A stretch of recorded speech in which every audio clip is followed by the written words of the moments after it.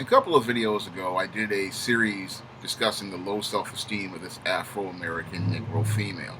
And what a lot of people don't know is that the low self esteem of this Afro American Negro female not only affects her, but it also affects her children. When it comes down to the Afro American family, the Afro American Negro female, in 70% of cases, is the head of household. And because she is the head of household, she is the primary teacher of culture. She is the first teacher of culture. And because her outlook on life is negative, she then teaches her children a negative perception of self. And that negative perception of self pretty much manifests itself as these children grow up. And that leads to them having the same low self esteem that she has. And that leads to them having the same dysfunctional perception regarding life that she has. Because this Afro American Negro female, for the most part, and when she teaches her culture, sets a low bar for her children early on in life.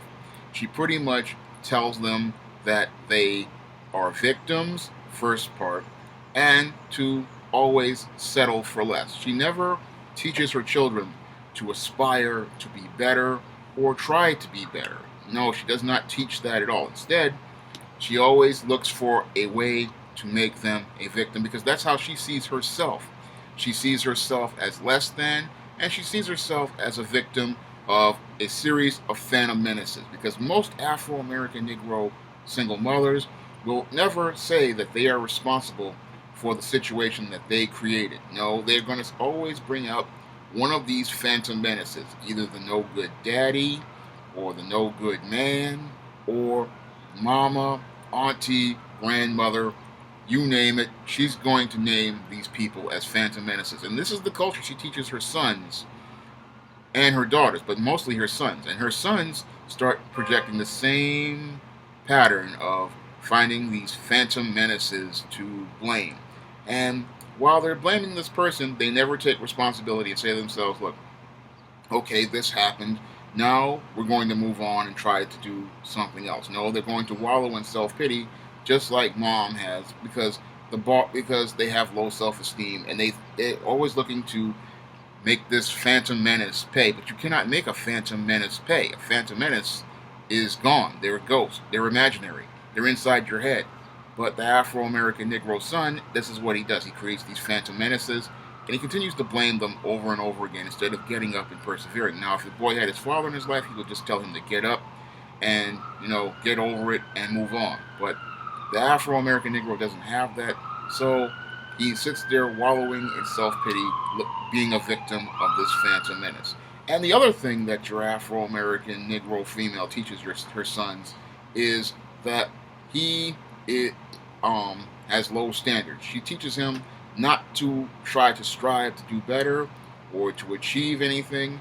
She never teaches him this because this, in her culture, pretty much she's been taught to settle for less. She's been taught that there's always going to be some sort of government program you can fall back on, and that you just give up. Whereas any other man is going to be taught he has to keep trying, he has to keep striving, he has to keep pushing, and that failure, it happens, but then you have to persevere in the face of failure. No, what he's learning in many of these single parent households is that once you fail, you just give up and stop trying. And this is one of the parts of the culture that he also learns.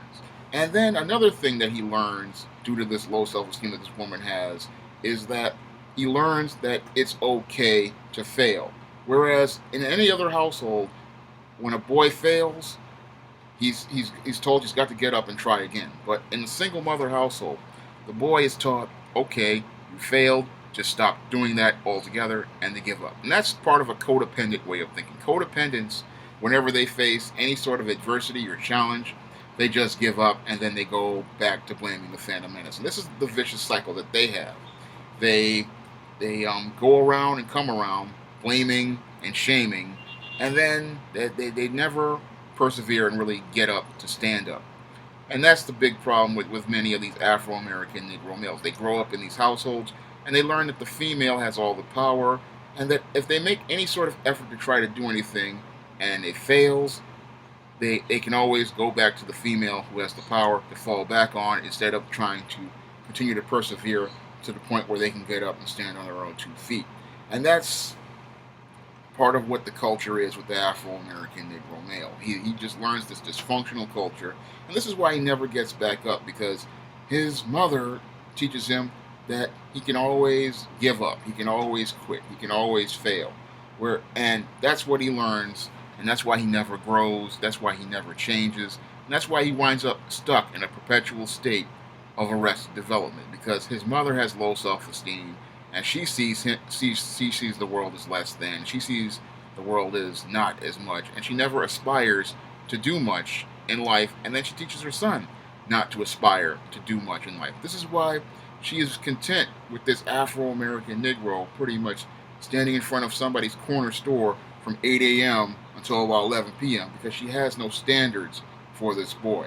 She sets no standards for him. She does not demand better of this boy. She does not push him to be a man. And really, she doesn't want him to be a man, because she wants him to be up under her, because without him there, she has no feeling of power.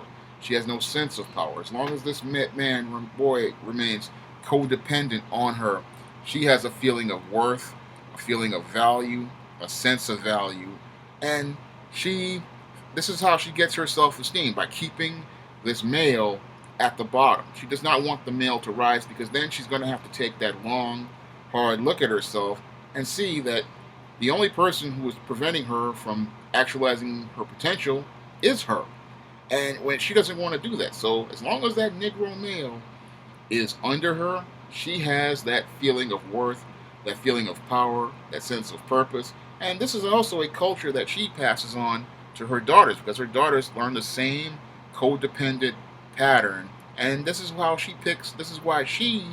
her daughters pick these low seed, low grade men and have codependent relationships with them. And all of them wind up creating a vicious cycle within your Afro-American Negro community, which leads to decades of dysfunction, because everyone is learning from the mother, who has low self-esteem, not to try to do better, not to try to achieve, not to strive, not to push, and to settle for less, because that's what the Afro-American Negro community is. It has absolutely no standards, because the mothers of these children have no standards, and they don't want to have standards because they don't want to be responsible for anything, because that's the way codependents are. Codependent people do not want to take responsibility for anything, because if they have to take responsibility for something, they can't be the victim in that situation.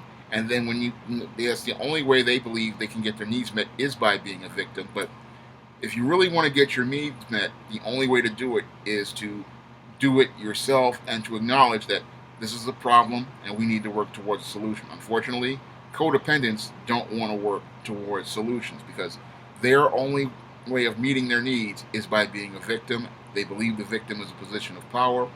And this is why your Afro-American Negro male, for the most part, believes that being a victim is a position of power. That's all I have to say for this video. You can comment, rate, and subscribe.